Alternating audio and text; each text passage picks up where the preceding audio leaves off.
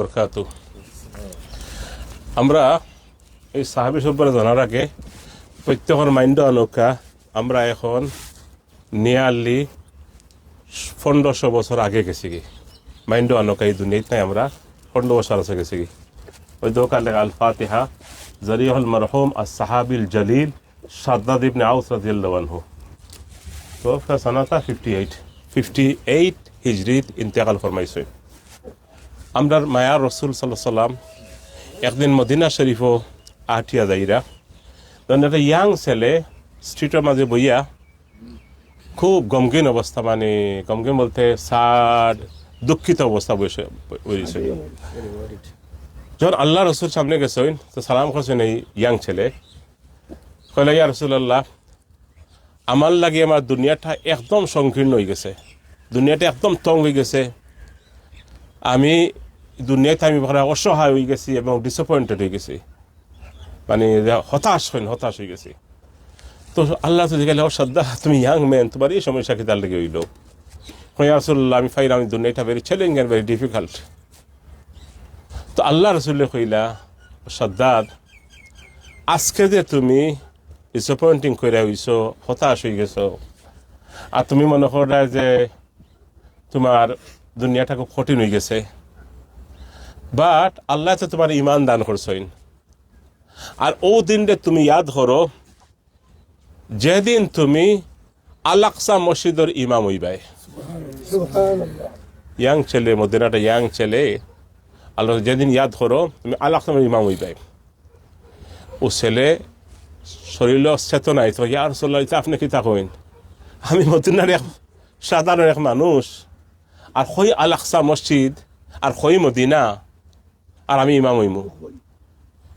আল্লাহ রাসূল ফরমায়, ও সাদ্দাত, তুমি শুধু ইমাম হইতে নাই, তোমার সাত চিরিয়ে ইমামতি করবা।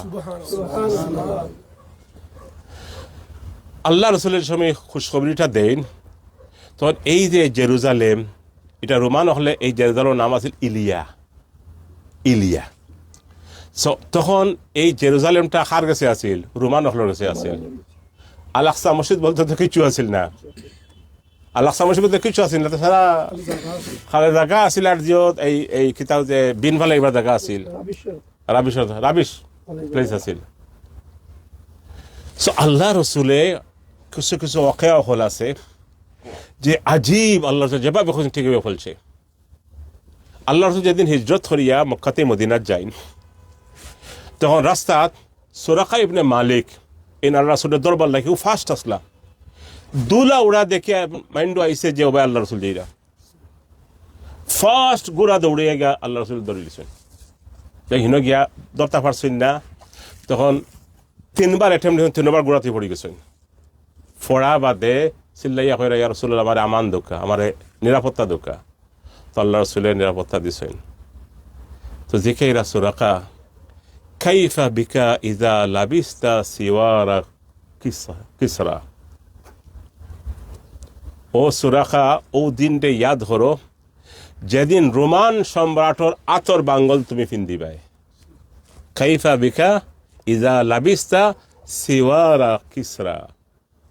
আগর আমরা যে বাদশাহ হল যারা আসলা, এখনো যারা বড় বড় ধনী হল, আমির হলে কিতা করে, এটা জিওর লাগি হ্যান্ডসাম দেখাইবার লাগে, মাইটি দেখাইবার লাগে, এটা ফিন্দে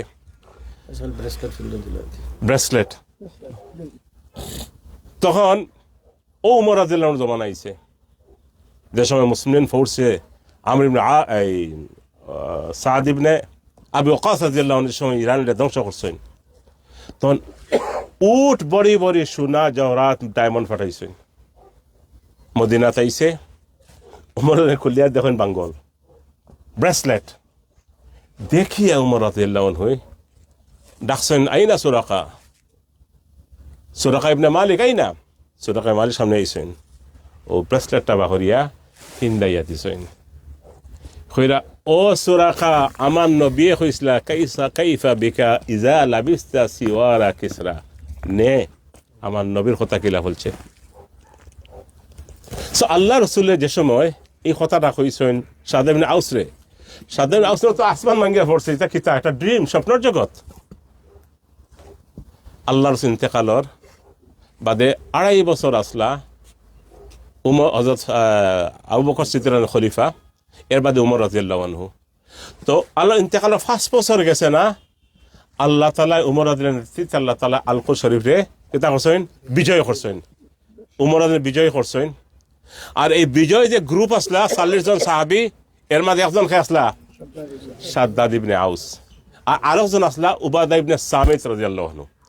উবাদা ইবনে সামিত রাদিয়াল্লাহু আনহু ইনি আসলা কাজী আল কুদস শরীফ, আর এই হযরত আসলা কিতা ইমাম আল মসজিদ আল আকসা, এটা কাজী।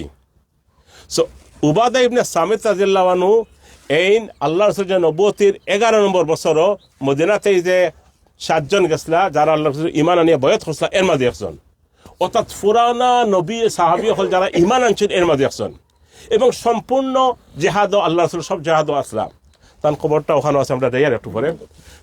শাদ্দাদ বিন আউস রাদিয়াল্লাহু আনহু যে সময় আইসেন আল কুদস শরীফ, তো আমি কইছি একবার উমর রাদিয়াল্লাহু আনহু কিতা করছেন, জায়গাটা সাফ করিয়া কইছেন মেঘ পড়ক 3 বার, আল্লাহ মেঘ 3 বার দিছেন।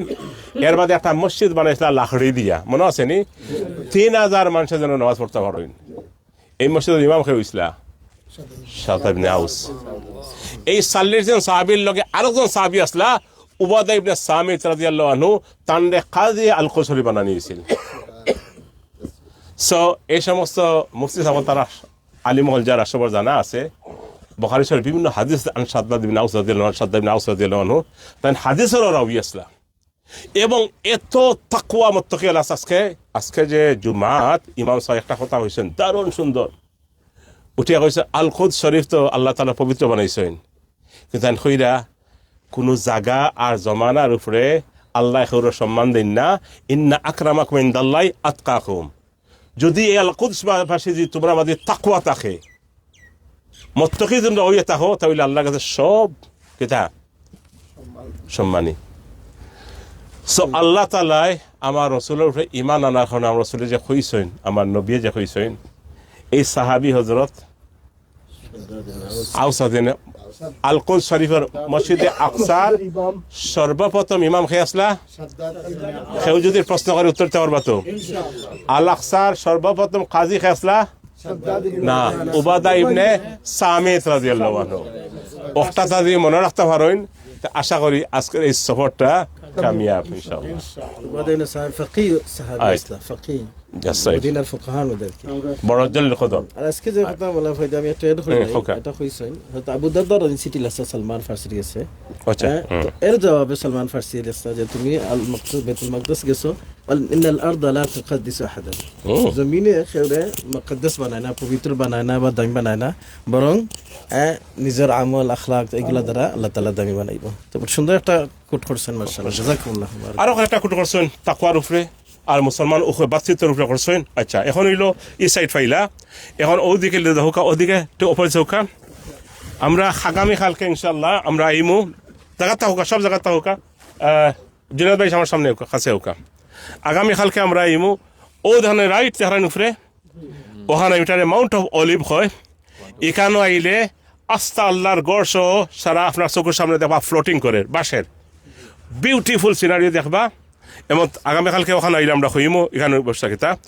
আর ওই যে দেখা গোল্ডেন টেম্পল,